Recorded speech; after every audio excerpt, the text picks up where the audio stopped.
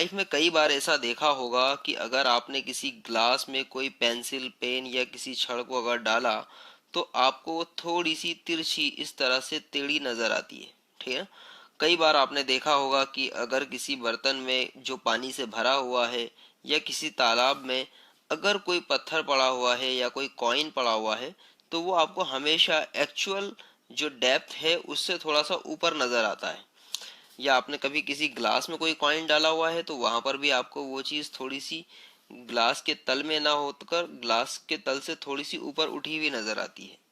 कई बार हम देखते हैं कि हमें किसी पर्टिकुलर ऑब्जेक्ट की जो पोजीशन है वाटर में या किसी कोहरे वाली पोजीशन में एक्चुअल ना पता चलकर थोड़ी सी डाइवर्टेड नजर आती है, मतलब उसकी एक्चुअल पोजीशन हमें क्लियर नहीं हो पाती। इस तरह की जो स्थिति बनती है वो होती है रिफ्रैक्शन ऑफ लाइट की वजह से। इसके प्रीवियस चैप्टर्स में जब हमने लाइट वाला चैप्टर पढ़ा था तब आपको याद आ रहा होगा हमने कहा था कि हमें कोई भी चीज कोई भी ऑब्जेक्ट तभी नजर आता है जब उस ऑब्जेक्ट से रिफ्लेक्टेड लाइट हमारी आईज में पहुंचता है। जब उस ऑब्जेक्ट से रिफ्लेक्टेड लाइट हमारी आईज में पहुंचता है तभी हमें वो नजर आता है। इट मीन्स कि अगर कोई ऑब्जेक्ट वाटर में या किसी दूसरे मीडियम में हमें एक्चुअल ना नजर आकर उससे थोड़ा सा डाइवर्टेड तिरछा टेढ़ा मेढ़ा अगर नजर आ रहा है तो इट मीन्स कि उससे रिफ्लेक्ट होने वाला जो लाइट है वो बेसिकली कहीं ना कहीं अपनी पोजीशन को वेरी कर रहा है, या मैं ऐसा सिंपली कहूँ कि वो अपनी वेलोसिटी को वेरी कर रहा है। सो इस तरह की जो बेंडिंग हो रही है, इस तरह की जो बेंडिंग हो रही है, ऑब्वियसली वो बेंडिंग एक्चुअल में उस ऑब्जेक्ट की ना होकर हो सकता है लाइट की बेंडिंग हो, लाइट की बेंडिंग हो। तो बस इसी कॉन्सेप्ट को हम समझने वाले हैं इस पर्टिकुलर चैप्टर में, या फिर इसके बाद जो सक्सीडिंग लेक्चर्स आएंगे, सक्सीडिंग मॉड्यूल्स आएंगे, उनमें जो लेक्चर्स होंगे हमारे, हम बेसिकली इसी पर्टिकुलर फिनोमेना की उसमें बात करेंगे और इससे रिलेटेड बहुत सारी इंपॉर्टेंट टर्म्स की बात करेंगे। जब भी हम लाइट के ट्रैवलिंग की बात करेंगे तो ऑब्वियसली किसी भी पर्टिकुलर सिग्नल का या इलेक्ट्रोमैग्नेटिक सिग्नल का जब भी ट्रैवल होता है तो डेफिनेटली हम बात करते हैं किसी न किसी मीडियम की, है ना। अगर मैं बात करूं कि अगर मुझे एयर में कोई चीज़ नज़र आ रही है, इट मीन्स कि हम एक दूसरे को अगर देख पा रहे हैं स्मूथली, किसी ऑब्जेक्ट को देख पा रहे हैं, ठीक है, तो इट मीन्स कि हमारे और उस ऑब्जेक्ट के बीच में जो मीडिया है वो क्या है, एयर है। अगर मैं पानी के नीचे या ग्लास के आर पार अगर मैं देख पा रहा हूँ तो इस कंडीशन में जो ऑब्जेक्ट और हमारी आइज के बीच में जो मीडिया है वो मे भी पॉसिबल कि वाटर हो सकता है, वो ग्लास हो सकता है। तो इसी तरह से अगर जब कोई पर्टिकुलर लाइट रे, ऑब्वियसली जैसा मैंने आपसे कहा कि किसी भी ऑब्जेक्ट को हम तभी देख पाते हैं जब उससे रिफ्लेक्टेड लाइट हमारी आइज में पहुंचता है। तो ऑब्वियसली अगर हमारे और उस ऑब्जेक्ट के बीच में कोई मीडिया है, सपोज यहाँ पर आपको वाटर नजर आ रहा है, ठीक है, तो इनके बीच में जो मीडिया है वो ऑब्वियसली एयर भी है। इट मीन्स कि जब कोई लाइट रे यहाँ पर आई और इससे रिफ्लेक्ट होकर जब वो रिटर्न जा रही है तो उस लाइट रे को मीडिया कौन सा मिल रहा है, उससे वाटर भी मिल रहा है, उससे एयर भी मिल रहा है। इट मीन्स कि उसे दो मीडिया मिल रहे हैं और फाइनली उन दो मीडिया से क्रॉस होती हुई वो हमारी आइज में पहुंच रही है। तो वैसे नॉर्मली अगर हम देखें तो लाइट रे ट्रेवल करती है स्ट्रेट लाइन में, लाइट रे ट्रेवल करती है स्ट्रेट लाइन में, लेकिन जब अगर वो किसी मीडिया में पहुंचती है, इट मीन्स कि या किसी मीडिया में ट्रेवल करते हुए मीडिया को चेंज करती है। जैसे फॉर एग्जांपल अगर आप देख पा रहे हैं यहाँ पर कि लाइट रे आई तो सपोज वो एयर से वाटर में गई, अगेन वो रिफ्लेक्ट होकर वाटर से एयर में जा रही है। इट मीन्स कि यहाँ पर मीडिया चेंज हो रहा है, air to water and water to air. तो जब भी लाइट रे अपना मीडिया चेंज करती है ट्रैवलिंग के दौरान तो डेफिनेटली ये अपने पाथ से डाइवर्ट होती है, अपने पाथ से डाइवर्ट होती है। तो ये जो पाथ से डाइवर्जन है किसी लाइट रे का, या मैं ऐसा कहूँ कि बेंडिंग है लाइट रे का, ऑब्वियसली वही कहलाता है refraction. When the light travels in a medium, it propagates in a straight line. The light changes its path while moving from the one media to another. Light bends at the interface of the two media. This phenomena is called the refraction. Yes, अगर किसी interface पर, दो media के interface पर light रे band हो रही है तो डेफिनेटली ये फिनोमेना कहलाता है रिफ्रैक्शन। हम इसे बहुत अच्छे से समझ सकते हैं।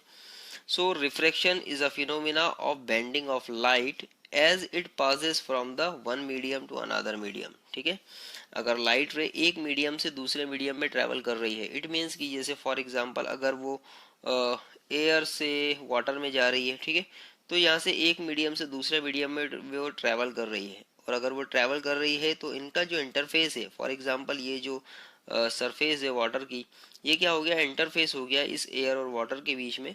तो इस पर्टिकुलर इंटरफेस पर लाइट रे अपने पाथ से डाइवर्ट होती है या फिर बैंड होती है।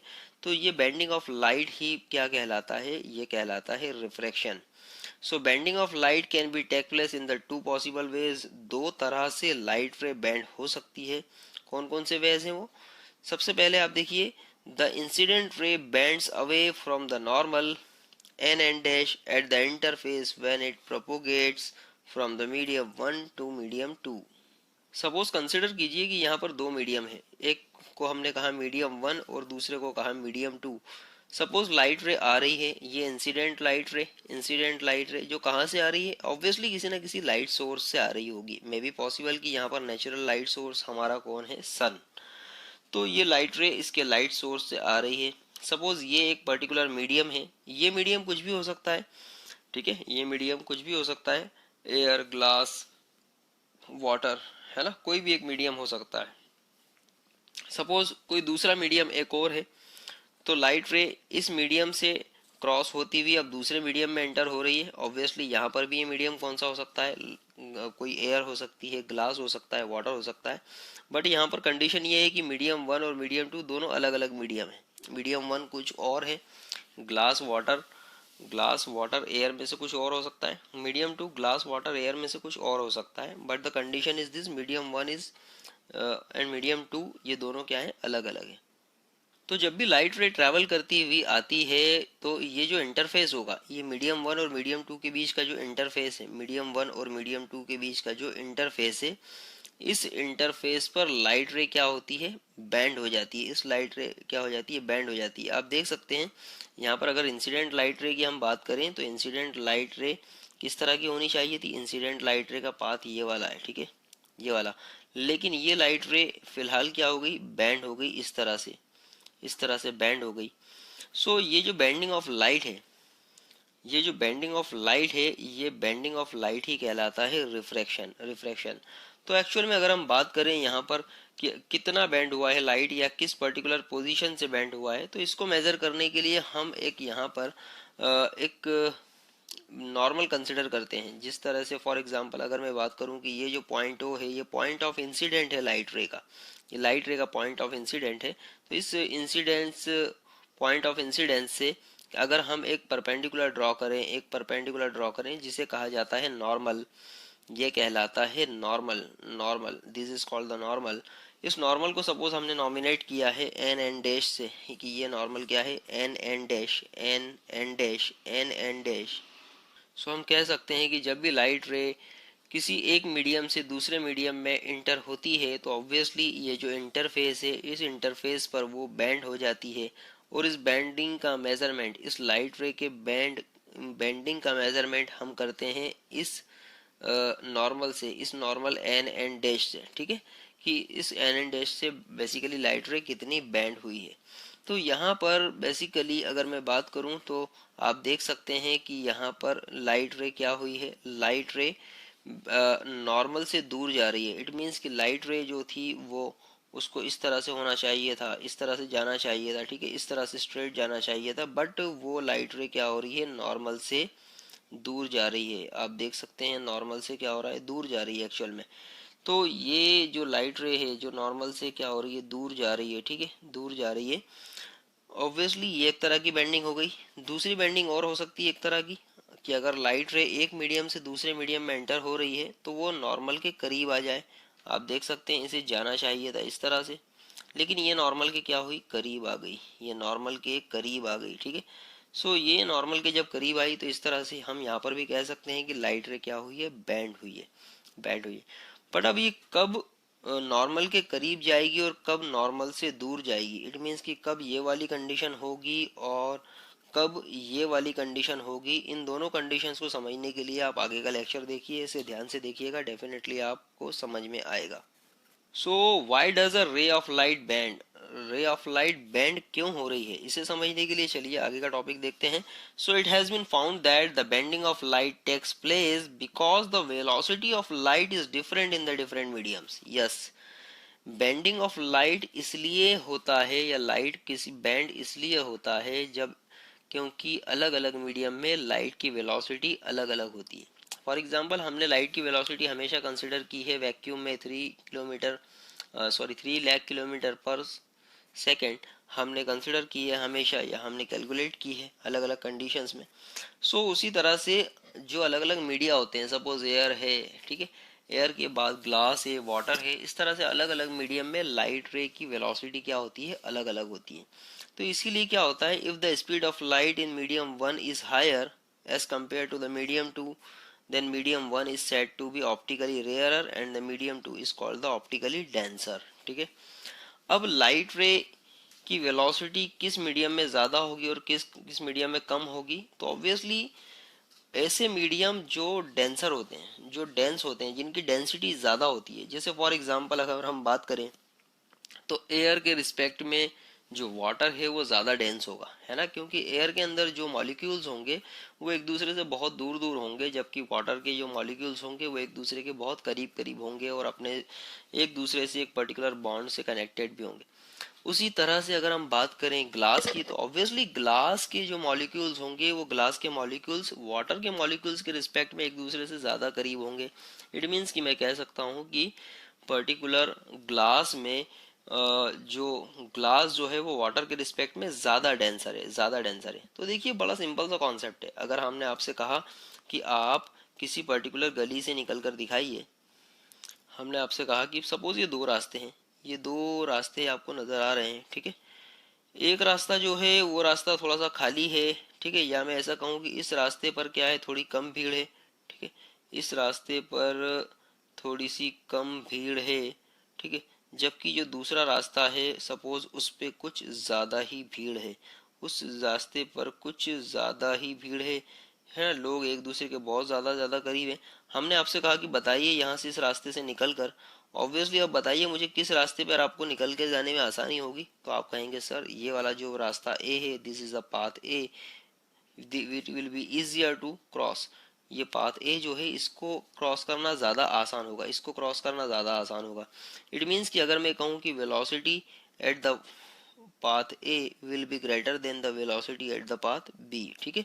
और अगर मैं डेंसिटी की बात करूँ तो definitely density of the path B will be greater than the density of the path A. तो यहाँ पर आप देख सकते हैं कि जिस पर्टिकुलर रास्ते की डेंसिटी ज़्यादा थी, जो ज़्यादा डेंस था वहाँ पर वेलोसिटी कम है, और जहाँ पर डेंसिटी कम है वहाँ पर वेलोसिटी ज़्यादा है। तो इसी तरह से मीडियम के साथ भी होता है, मीडियम के साथ भी होता है। अगर हमारे पास तीन मीडिया है, तीन मीडिया कौन कौन से हैं, सपोज एयर है, ठीक है, वाटर है, और सपोज कौन है, ग्लास है, ठीक है, ग्लास है। तो अभी हमें पता है कि बेसिकली डेंसिटी ऑफ एयर, ठीक है, will be less than density of water, ठीक है, it will be less than density of glass. मतलब सबसे ज़्यादा डेंसिटी जो होगी वो ग्लास की होगी, उससे कम डेंसिटी वाटर की होगी, उससे कम डेंसिटी एयर की होगी। तो इसी के रिस्पेक्ट में अगर हम बात करें तो डेफिनेटली अगर वेलोसिटी की बात करें कि किस पर्टिकुलर मीडियम में लाइट की वेलोसिटी ज़्यादा होगी, तो ऑब्वियसली आप कह पाएंगे कि वेलोसिटी, अभी हमने जो एग्जांपल लिया कि जिस पर्टिकुलर रास्ते की, जिस पर्टिकुलर मीडियम की डेंसिटी कम होगी वहाँ पर वेलोसिटी ज़्यादा होगी। क्यों? क्योंकि लाइट को ट्रैवल करने में आसानी होगी, उसे अपोजिशन कम से कम मिलेगा।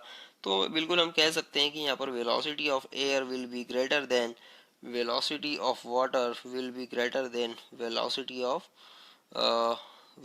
through the glass, sorry, not of, it's the through. So velocity through the air will be greater than the velocity through the water and will be greater than the velocity through the glass for the optical rays.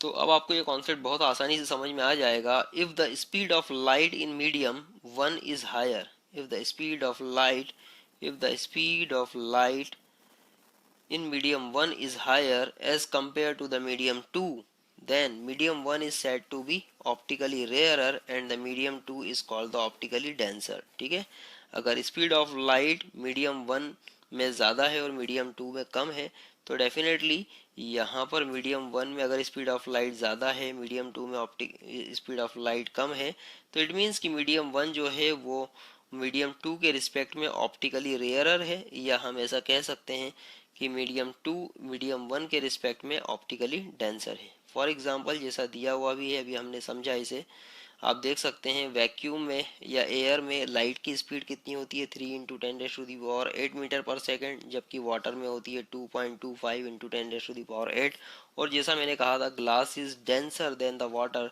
तो यहाँ पर speed और कम हो गई, यहाँ हो गई 2 into 10⁸ metre पर सेकेंड।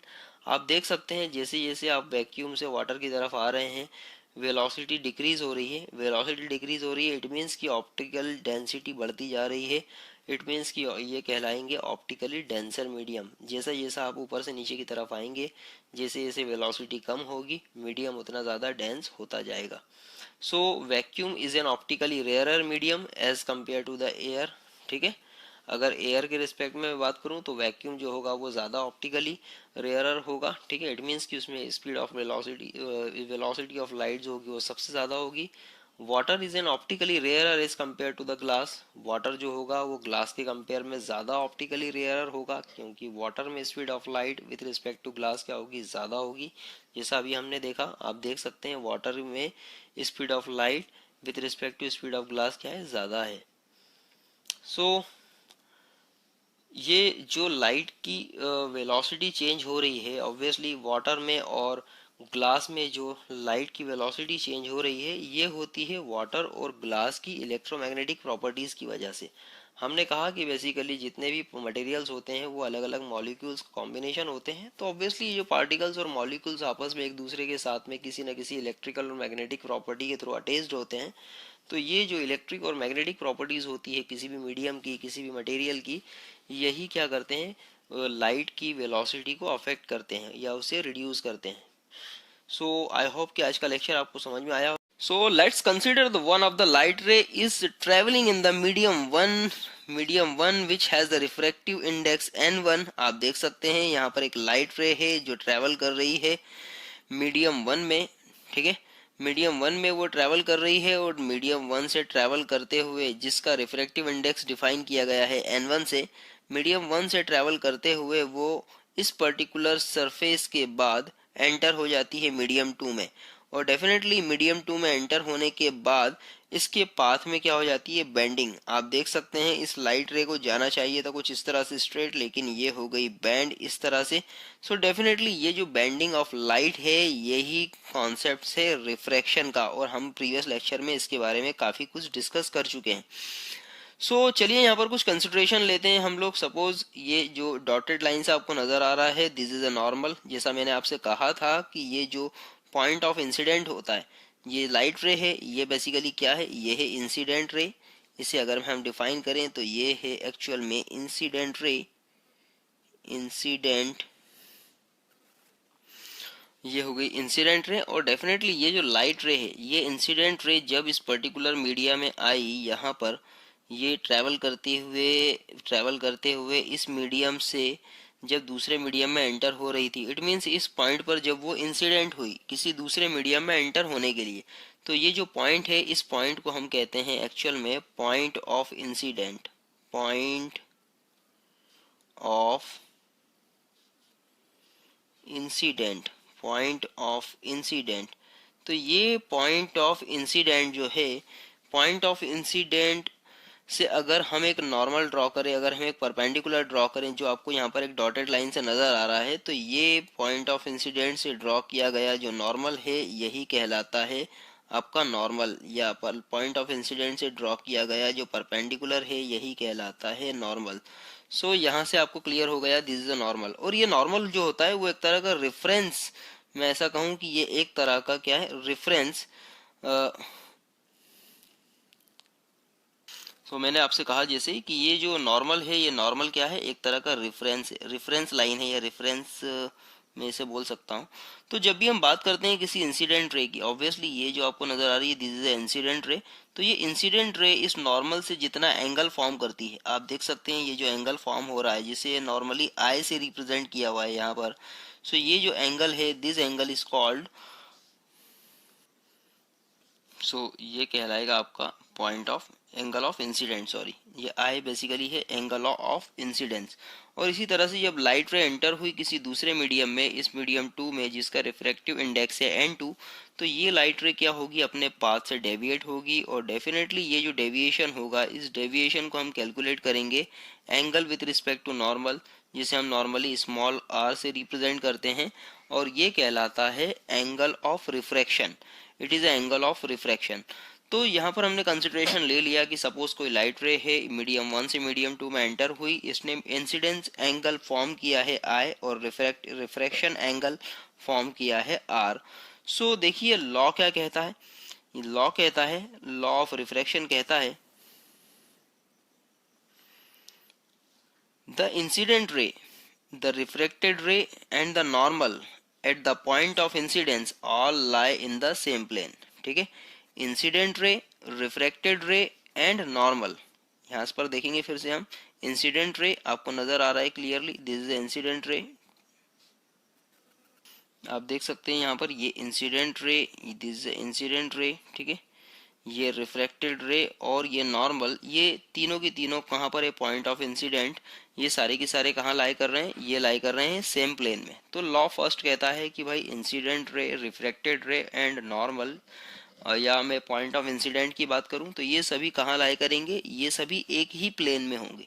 एक ही प्लेन से मतलब आप समझ सकते हैं इस तरह से कि सपोज कोई 3 डायमेंशनल प्लेन है, सपोज ये 3 डायमेंशनल प्लेन है, सपोज ये x axis, this is a x axis, this is a y axis and this is a z axis. So यहाँ पर हम देख सकते हैं बहुत अच्छे से कि ये हो गया हमारा एक्स वाई प्लेन, ठीक है, ये हो गया एक्स जेड प्लेन और ये हो गया Y Z plane. So incident ray, refracted ray and normal, ये सारे के सारे एक ही प्लेन में लाई करेंगे। इट मीन्स कि अगर कोई लाइट ट्रेवल कर रही है, ठीक है, लाइट ट्रेवल कर रही है तो ऑब्वियसली वो जो रिफ्रैक्शन, लॉ ऑफ रिफ्रैक्शन है वो किसी पर्टिकुलर प्लेन के लिए प्रूफ है, या तो एक्स वाई के लिए हो सकता है, या फिर एक्स जेड के लिए, या फिर वाई जेड के लिए। ऐसा कभी भी नहीं होगा कि इंसिडेंट रे किसी अलग प्लेन में हो और रिफ्रैक्टेड रे किसी अलग प्लेन में हो, ऐसा कभी भी नहीं होगा। ये हमेशा कहाँ होंगे, सेम प्लेन में ही होंगे। तो ये फर्स्ट लॉ ऑफ रिफ्रैक्शन है। सेकंड लॉ क्या कहता है, सेकंड लॉ जो है वो स्नेल्स लॉ के नाम से फेमस है। Snell's law, Snell the name of the scientist. तो स्नेल्स लॉ के नाम से फेमस है सेकंड लॉ। ये क्या कहता है, सेकंड लॉ कहता है the ratio of sine I to sine r. I क्या है, i is the angle of incidence and r is the angle of refraction.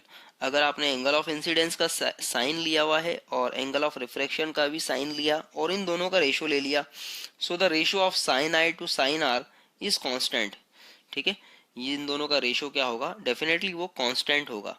For the light of given colour, ये आपको याद रखना है, ये किसके लिए प्रूफ है, सिर्फ और सिर्फ एक particular given colour of light के लिए। ठीक है, इट मीन्स कि अगर कोई लाइट रे ट्रेवल कर रही है तो वो लाइट रे अगर एक पर्टिकुलर कलर की, जिसका एंगल ऑफ इंसिडेंस आप कैलकुलेट कर रहे हैं, एंगल ऑफ रिफ्रैक्शन भी उसी लाइट रे का आप कैलकुलेट अगर कर रहे हैं, तो ये लॉ प्रूफ होता है। इट मीन्स कि बड़ा सिंपल सा कॉन्सेप्ट है। जैसे फॉर एग्जांपल हमने बात की कोई वाइट लाइट की, अगर हम बात करें जो हमें सन से मिल रहा है, ठीक है, तो ऑब्वियसली इसमें 7 कलर हैं, इसमें टोटल कितने कलर हैं, 7 कलर, जिसको हम विबज्योर के नाम से बेसिकली जानते हैं। तो ये आउट ऑफ 7 कलर में से, जैसा हमने प्रीवियस लेक्चर में देखा कि जो लाइट रे है उस लाइट रे का जो रिफ्रैक्शन है, वो रिफ्रैक्शन अगर हो रहा है, या मैं ऐसा कहूँ कि रिफ्रैक्शन जो होगा वो डिपेंड करेगा लाइट रे के कलर पर भी। ठीक है, हमने प्रीवियस लेक्चर में देखा कि अगर हम किसी पर्टिकुलर मीडियम की बात करें तो उस मीडियम में अलग अलग लाइट रे जो होगी, अलग अलग कलर की लाइट रेस का रिफ्रैक्शन अलग अलग हो सकता है। ठीक है, तो इसीलिए हमने बात भी की थी कि बेसिकली ये होता है स्पीड ऑफ लाइट की वजह से अलग अलग कलर के लाइट की स्पीड भी अलग अलग मीडियम में अलग अलग हो सकती है। या फिर मैं ऐसा कहूँ और सिंपल वे में, अगर हम सिंपल सी बात करें कि एक ही मीडियम में अलग अलग कलर ऑफ लाइट जो है, अलग अलग कलर ऑफ लाइट की वेलोसिटी अलग अलग हो सकती है। ऑब्वियसली अलग अलग कलर ऑफ लाइट की रिफ्रैक्शन भी अलग अलग होगा।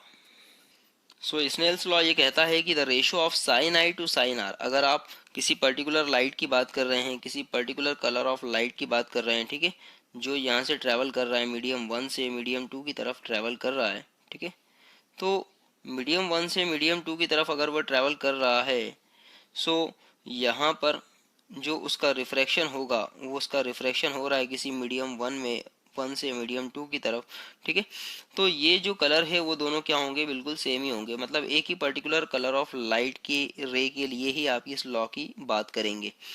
तो यहाँ पर ये हो गया basically sine I upon sine R, ठीक है, sine I upon sine R is equals to क्या होगा, कांस्टेंट होगा, कांस्टेंट होगा। और ये कैसे आया, तो बेसिकली यहाँ पर ये जो लॉ होता है ये प्रूफ करता है n1 साइन आई, जैसा हमने अभी थोड़ी देर पहले देखा कि हमारा जो मीडियम 1 है उसका रिफ्रैक्टिव इंडेक्स कितना है n1, और मीडियम 2 का रिफ्रैक्टिव इंडेक्स कितना है n2। तो डेफिनेटली यहाँ पर ये जो रेशो है आप देख सकते हैं बहुत अच्छे से, n1 sine I equals to n2 sine R. अगर हम इसे थोड़ा सा सॉल्व करें तो इसका जो सॉल्यूशन होगा वो हमें देगा sine I divided by sine R is equals to, यहाँ पर आप देख सकते हैं ये हो जाएगा n2 upon n1, n2 upon n1 जो हमें दिख रहा है यहाँ पर, ठीक है, n2 अपॉन n1 जो हमें यहाँ पर नज़र आ रहा है, ठीक है, तो n2 अपॉन n1 जो है this is a constant value. क्यों, क्योंकि किसी भी पर्टिकुलर मीडियम का जो रिफ्रैक्टिव इंडेक्स है वो कभी नहीं बदलता। रिफ्रैक्टिव इंडेक्स अलग अलग कलर ऑफ लाइट के लिए अलग अलग हो सकता है, अलग अलग शो हो सकता है, अलग अलग इफेक्ट अपना शो कर सकता है, बट नॉर्मली क्या होता है उसका रिफ्रैक्टिव इंडेक्स क्या होता है, कांस्टेंट वैल्यू होती है, जो बेसिकली उसकी डेंसिटी पर डिपेंड करती है, उसकी इलेक्ट्रिक और मैग्नेटिक प्रॉपर्टी पर डिपेंड करती है। तो यहाँ पर अगर हम बात करें तो ये जो रेशो होगा n2 अपॉन एन आई, ये क्या होगा, एक तरह का कांस्टेंट रेशो होगा। तो यहाँ पर ये कांस्टेंट अगर है तो ये कांस्टेंट बेसिकली क्या डिफाइन कर रहा है, this constant is basically defining the n2 upon n1, n2 upon n1, ठीक है, ये n2 अपॉन n1 क्या डिफाइन हो रहा है, it is a refractive index of medium 2 with respect to refractive index of medium 1।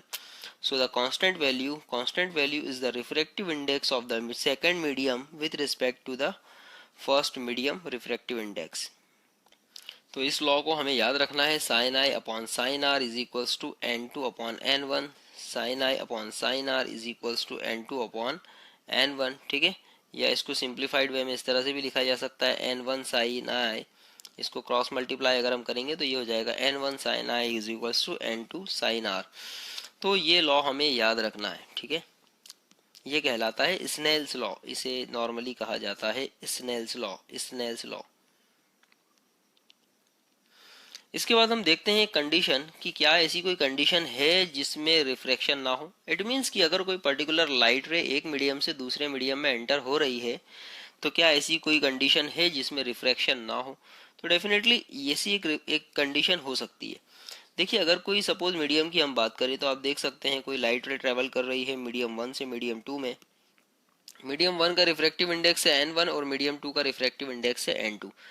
तो अगर कोई लाइट रे बिल्कुल यहाँ पर नॉर्मल के पैरेलल, या मैं ऐसा कहूँ कि नॉर्मल से कोइंसाइड होता हुआ, या फिर हम सिंपल वे में कहें कि जो नॉर्मल से जीरो एंगल बना रहा होगा, ऑब्वियसली नॉर्मल कहाँ है, तो नॉर्मल आप देख सकते हैं ये जो आपको एरो वाली लाइन दिख रही है इस एरो वाली लाइन के पीछे ही छुपा हुआ है, ठीक है। अगर मैं बात करूं तो ये तो हो गया बेसिकली इंसिडेंट लाइट, ठीक है, और इस इंसिडेंट लाइट के पीछे ही क्या छुपा हुआ है, नॉर्मल, ठीक है, नॉर्मल।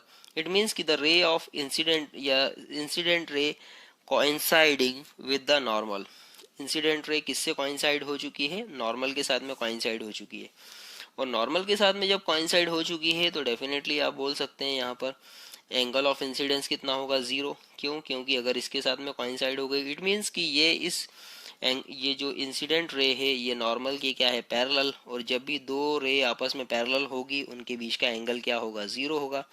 तो यहाँ पर हम बोल सकते हैं the angle of incidence is equals to क्या है, zero, angle of incidence is equals to zero. अब चलिए स्नेल्स लॉ की बात करें तो स्नेल्स लॉ से हमने देखा है sine I upon sine R is equals to constant होता है। अब अगर आई की वैल्यू जीरो है तो ऑब्वियसली साइन जीरो क्या होगा, जीरो, और sine zero zero, it means क्या हो गया, इसका रेशो हो गया 0। इट मीन्स कि हम कह सकते हैं यहाँ से अगर हम थोड़ा सा और सॉल्व कर लें तो कांस्टेंट को हम इसके न्यूमरेटर में डिनोमिनेटर में ले जाते हैं और साइन आर को इधर शिफ्ट करते हैं, तो ये हो जाएगा sine R is equals to sine I upon constant. और यहाँ से आई की वैल्यू 0 पुटअप की हमने, तो ये हो गया साइन 0 की वैल्यू होती है 0। इट मीन्स कि ये पूरी टर्म हो गई 0। तो इट मीन्स साइन आर की वैल्यू क्या हो चुकी है 0। साइन आर की वैल्यू अगर 0 है, इट मीन्स कि आर की वैल्यू क्या है 0, एंगल क्या है 0 डिग्री। तो यहाँ पर एंगल ऑफ रिफ्रैक्शन भी क्या होगा 0 डिग्री। इट मीन्स कि अगर इंसिडेंट रे कोइंसाइड कर रही है नॉर्मल के साथ में, तो डेफिनेटली जो रिफ्रेक्टेड रे होगी वो भी कोइंसाइड करेगी नॉर्मल के साथ में। और सिंपल वे में कि अगर कोई इंसिडेंट रे नॉर्मल के पैरेलल है या नॉर्मल से 0 एंगल फॉर्म कर रही है, तो डेफिनेटली जो रिफ्रैक्टेड रे है वो भी नॉर्मल के पैरेलल होगी और पैरेलल नॉर्मल से 0 एंगल फॉर्म कर रही होगी। ऑब्वियसली सी बात है, अगर इंसिडेंट रे और रिफ्लेक्टेड रे दोनों का एंगल सेम ही है, या एंगल ऑफ इंसिडेंस या एंगल ऑफ रिफ्रैक्शन दोनों अगर सेम है, इट मीन्स कि यहाँ पर किसी तरह का कोई रिफ्रैक्शन हुआ ही नहीं, कोई रिफ्रैक्शन नहीं हुआ। तो ये एक स्पेसिफिक कंडीशन हो सकती है नो रिफ्रैक्शन की, कि अगर कोई लाइट रे बिल्कुल परपेंडिकुलरली, ये जो सरफेस है इस सरफेस के परपेंडिकुलरली इंसिडेंट हो, इस तरह से कि वो नॉर्मल के साथ में 0 एंगल फॉर्म कर रही हो, तो डेफिनेटली इस केस में किसी भी तरह का रिफ्रैक्शन नहीं होगा, जबकि ये दोनों मीडियम क्या हैं, अलग अलग हैं। So thus the condition for the ray to propagate from the one medium to another medium without bending or undeviated is that incident ray strikes normally to the interface. In other words, I is equals to 0.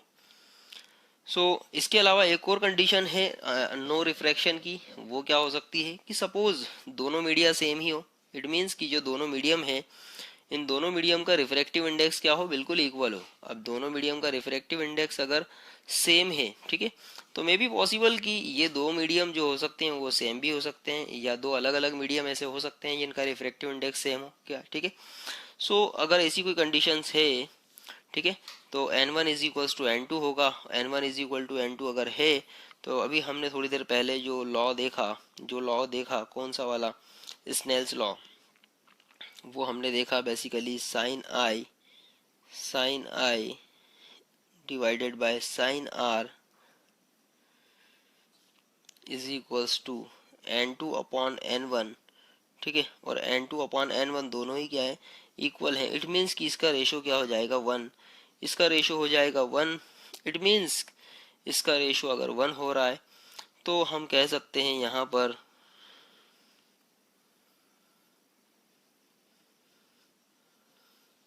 Sign I divided by sine R is equals to 1। और अगर ये condition है, तो definitely हम यहाँ पर इसको लिख सकते हैं sine I is equals to sine R, ठीक है। हम इसको इस तरह से लिख सकते हैं, sine I is equals to sine R. तो यहाँ पर आप देखें अगर थोड़ा ध्यान से, तो इस कंडीशन में हो गया sine I is equal to sine r. It means कि हम लिख सकते हैं i is equals to r, i is equals to r, ठीक है। तो यहाँ पर क्लियर हो गया कि angle of incidence i is equals to angle of refraction. तो ऑब्वियसली देखिए ये कंडीशन भी क्या शो कर रही है, दोनों, क्योंकि एंगल ऑफ रिफ्रैक्शन और एंगल ऑफ इंसिडेंस दोनों ही सेम है। इट मीन्स कि यहाँ पर किसी तरह का रिफ्रैक्शन हुआ ही नहीं। This is one of the another condition of the no refraction, कि अगर आपके दो ऐसे मीडियम है, या तो इनका रिफ्रैक्टिव इंडेक्स बिल्कुल सेम हो, ठीक है, या फिर एक ही मीडियम हो, मतलब लाइट रे एक ही मीडियम में ट्रैवल कर रही है, किसी दूसरे मीडियम में इंटर नहीं हो रही है, तो डेफिनेटली यहाँ पर भी क्या होगा, नो रिफ्रैक्शन वाली कंडीशन होगी। काफ़ी आसान सा लेक्चर था। आई होप जैसा मैंने आपसे कहा था आपको समझ में आया हो।